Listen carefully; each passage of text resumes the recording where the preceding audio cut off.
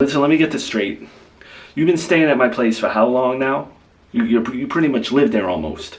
You haven't been back to your apartment, and yet you haven't brought up once to me that you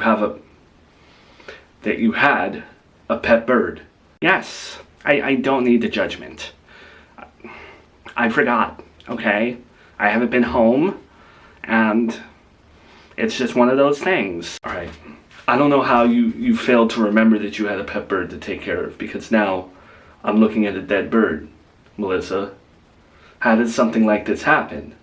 All right, you're still talking very judgy to me, and I don't appreciate it, especially when I said you didn't need to come. You didn't need to come here and help me with this. I would have done it myself, but the truth of the matter is, a lot has happened in the last couple weeks with Junior. Everything since the wedding, since you left my apartment and everything.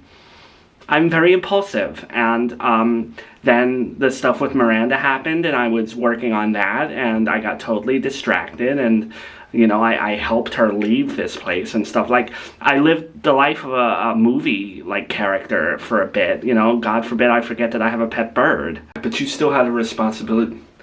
I shouldn't be defending this bird that I did not know, but now, like, I'm here and we have to. I mean, I don't even know how to dispose of this. Are we supposed to call, like, animal patrol or take it to a vet? And then, like, how long has it been here? I don't know. These were all details that I was going to figure out when I got here, and I didn't think that I would have company to distract me from looking things up. This is just, like, absurd to me, Melissa. This was an animal, and you came and take... Not for nothing. You talk about having children one day. You couldn't even remember that you had a pet bird in your apartment. So how are you going to have children? How you try to convince me of that? You think I want to have kids with you after this? Wow. Offended doesn't begin to describe how I feel right now, because you are attaching a little bird to my ability to raise a child. You're really going to correlate the two.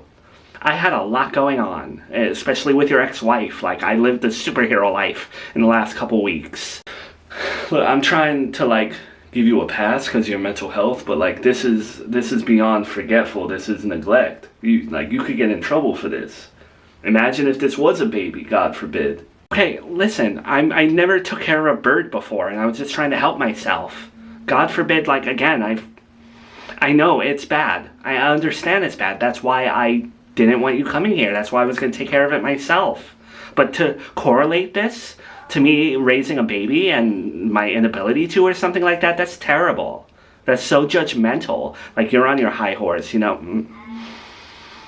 Because of what you've been through, I'm just going to shut my mouth. Melissa, I'm not trying to be hard on you. I'm just saying, like, you have to be realistic with yourself and know that. Just stop. Just stop. I have a bird to take care of here. And a funeral bird, a bird funeral or whatever. So why don't you just go? I don't need the judgment from you. That's the last person I want judgment from. But I said I would help you. Yeah, well, you came here and you didn't help me, though.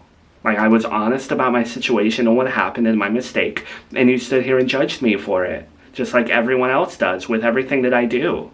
I'm sorry I let this happen. I'm sorry that I was helping your ex-wife flee town and concocting schemes to help her and then get her baby back. Oh my God, sorry. Just go. Are you going to come back to my apartment when you're done? I don't know. I don't think so. Right now, in this moment, I don't know. I don't think so. So you're really taking this personally. I'm just being real with you. And I'm not blaming you. If you have, like, an issue where you can't remember things or your brain is that messed up, like, you are blaming me. You just mansplained to me how terrible it is to let a bird die. Like, I don't know. Like, I needed that. I needed your lecture. Like, oh my God, wow. I didn't know that you gotta be responsible. I know what I did. I understand. I don't need your guilt trip. That's why I didn't want you coming. Just go. I don't need this, alright? You know, I traveled all that way. I had it in my heart that I was going to see Charlotte again. I could feel her in my arms. That's how connected I felt to this lead. I could imagine just seeing Miranda there, and I was bracing myself to confront her and say, hey, that's my daughter, I'm taking her home. It felt so real to me, and I got my hopes up so high that I really thought I was going to be living with my baby again. And then it was a bust. It was some woman that looked like Miranda. Spinning image of her, had her own baby and everything. Not her. Person who gave me the lead apologized profusely, tried to pay me money, didn't accept it, and now it's back to square one.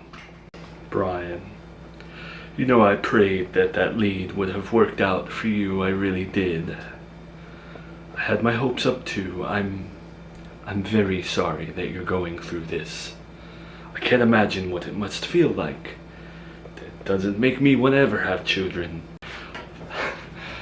I can't take this, Victor. I can't take this. Nobody understands what it's like to have your daughter just ripped. No, I mean, Joey understands to an extent, I would say, what it's like to... No, he doesn't understand. He may have gone through something terrible, but before that he gave up his child. I have never given her up. I may have joined the military, but that was not giving her up. I bonded with her. I really felt like she was mine, because she is.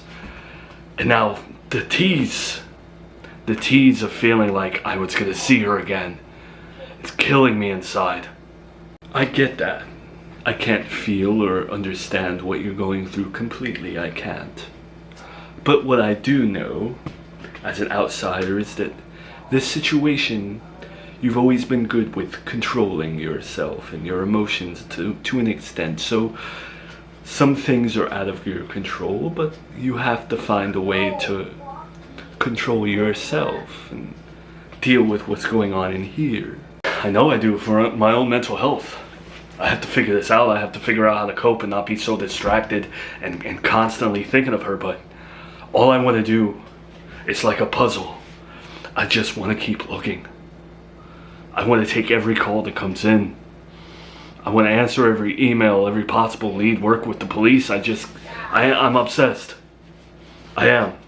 In the grand scheme of things, this may not matter all too much, because you care only about Charlotte right now.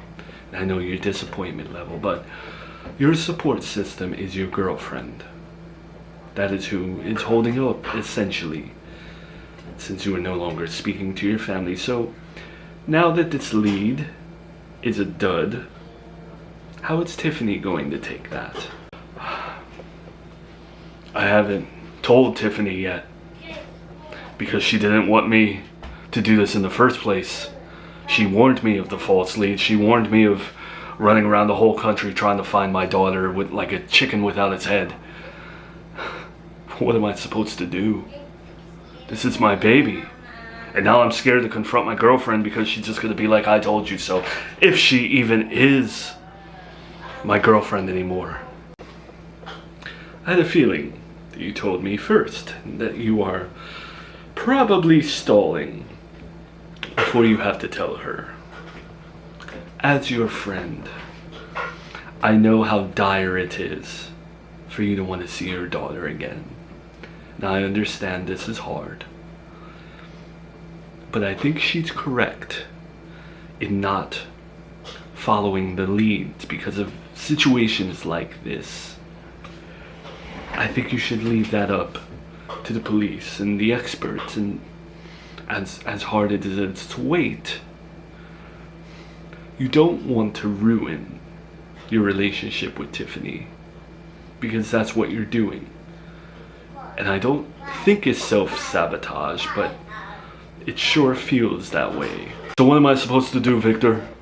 Choose between finding my daughter or making my relationship work? I shouldn't have to choose between that. But I can't turn my back on flesh and blood. I can't have my daughter grow up knowing that I didn't try to find her. Or that I tried to find her and I gave up. I can't. Well then, respectfully, you may lose Tiffany.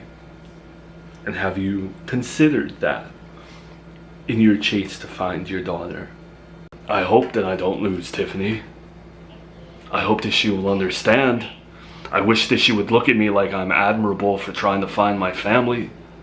But I don't know. All I know is I'm not gonna cry if Tiffany turns her back on me. The only thing I'll cry over is my daughter.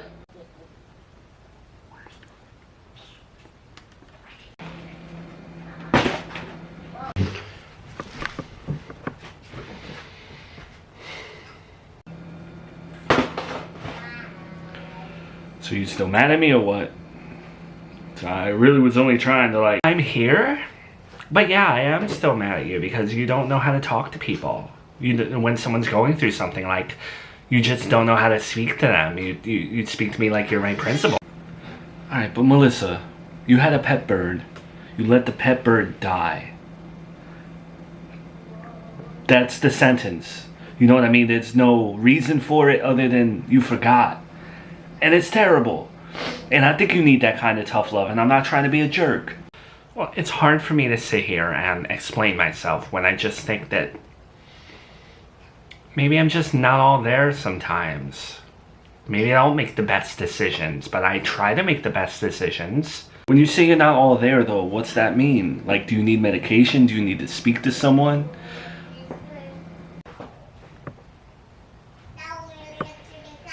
Can't just shrug, Melissa. I don't know what the legalities of letting a bird die like that are, but if that had... I don't know. What? Like, I don't understand why... What pisses me off is that I don't understand why you have to make it out like it's the end of the world. You know, like I did something... I know it's stupid, and I know it's irresponsible, but you treat me like I don't know. Like it's the worst thing that's ever happened, and I don't appreciate that. It's just, I had you in my house, and I thought like I was taking care of you. Not that you need to be taken care of, but you know what I mean. I thought I was making sure you were doing good, and then like I know you didn't want to tell me, but then I find out that this happens, and it's like, yo, even when I'm trying to help you, something crazy happens, and I don't know how to help you sometimes. I know you try to help me. I do. And that's why I love you, because you're the only one that gives me the time of day. You're the only one that thinks like I have the ability to change. But I do, but I also think that there's parts of me that's just messed up. I'm just messed up, Joey. And what pisses me off is that you expect me to be perfect when I've never expected you to be perfect, ever. Like if anything, I've always embraced your flaws. I'm not an enabler. But I have always embraced the worst parts of you. And when it comes to me, you've never done that. It's never been a two-way street. So I'm just messed up. Yeah, but I used to say that to Miranda, and as a father, I'd just be like, well, I'm messed up. My mom messed me up. And it wasn't until someone with a white coat actually told me that I was messed up that I wanted to change and prove people that I wasn't. So you can't give yourself that excuse that, oh, well, it's just me. I'm just scatterbrained. I'm just crazy. No. You gotta, like, work on yourself. I don't mean to mansplain, but you know what I mean? Like, I'm rooting for you. You know, you build me up like this and you get behind me like that, and, like, you're my coach and you give me all this inspiration. I just don't get why you're here with me if, like, you don't want more. You know, I don't mean to press that home, but I just don't get it. You put so much investment in me, but you still just can't cross that line that I want you to cross. Because it's possible to care about someone without romantically loving them. It's possible to love someone without romantically loving them, and I feel that way about you. As many problems as you've given me, I feel like you're my equal in terms of like craziness. And if I can like change, even though it's a little too late, maybe you can too. No, maybe you can. When you've lived the life that I've lived and endured the stuff that I've endured growing up, and the hurt and the isolation that I put myself through, and then the abandonment that I felt at your hands, and everything in between, Joey, it's kind of hard to have that hope. When you've been in my body for this long and had my brain and my emotions and my impulses, it's very difficult. Let me ask you, do you ever think about Chris? Do you ever think about that baby of yours? Contrary to popular belief, Joey, I think about him all the time, every day. When I wake up, when I go to bed, I feel terrible for what I did to him. I brought him into this world and then I let him go. It's very hard to pat. It's like I have to explain all my problems, yet all the reasons for my problems are like on display clearly. You think you would have let what happened to that bird happen to him? I ask myself that all the time. I ask myself that as much as I think about Chris. I asked myself that when I had Chris, which is why I no longer have him. I was incapable of being a mother to him, and that's why I gave him up.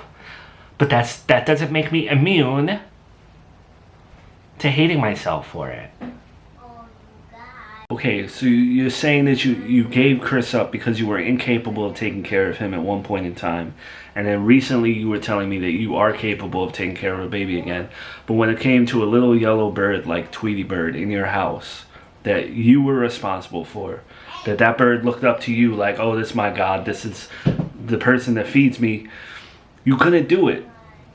So can you just admit that no matter how much you want a kid, you may not be the best person to have a kid? You're right. If I can't take care of a bird, I can't take care of a baby. And you don't understand how demoralizing and depressing that is to think about when you've lived 34 years of your life and you don't know if the rest of that life is going to contain the happy ending that you've always dreamed of. So I don't take pleasure in admitting it, but I do admit it. I admitted it the second that he was born. I just didn't admit it out loud. I'm saying right now, I'm not saying it's like a forever thing, but you're clearly not where you think you are in terms of taking care of something else. So I think maybe it's baby steps. I don't know how you get smaller than taking care of a bird, but until I can see that you can take care of something else that breathes, don't bring up kids to me. So I understand that you have feelings for me, and that's fine, but you have no right, after giving up your son and letting a bird die, and after my son, what happened with him, you have no right to sit there and ever mention babies in the future. Okay, well then, it's going to be a lot quieter around here because that's all I like to talk about. I like my future. I like dreaming about happy endings and what I've always wanted. But, okay, I won't put the cart before the horse if I can ever even get one of those two on the right track and not some crazy horse or dilapidated cart or something. I don't know. But fine. I don't say that to be mean. I say it because I love you as a friend. And I don't want to be pissed off at you. Well, I love you more than a friend. I love you as a friend, but I love you more than a friend too. And that's the only reason why I will try my best to not talk about certain things. I do feel bad about the bird. Maybe like a chia pet. Get a chia pet. Get like a regular plant to take care of it first, and then move on to something that has a heart and breathes and stuff. Miranda, you don't know what you're doing to me. Physically and mentally. I have not eaten. I have not slept. I'm chasing leads that go nowhere. I'm traveling all over this country trying to find my daughter. I don't know how, and I don't mean to have an ego when I say this. I don't mean to make this about me. But I don't know how you can do this to me after the time we'd spent together. I thought that mattered to us. I thought it meant something to you. I loved you. And I loved my daughter. I can't keep living like this. I'm worried about her, too. I don't know if you're safe. I don't know what your life looks like. I don't know who's in your life. And I'm I told you I wasn't going to pursue family court. And are you doing this to make me out to be the bad guy? Are you pushing me against the wall so I do that? Because I don't want to. I hate that you're making me break my vows to you. And sure, they're not the vows that Joey gave you. But the vows that I gave you mean something to me. I wanted to treat you a certain way. Don't turn me into a monster.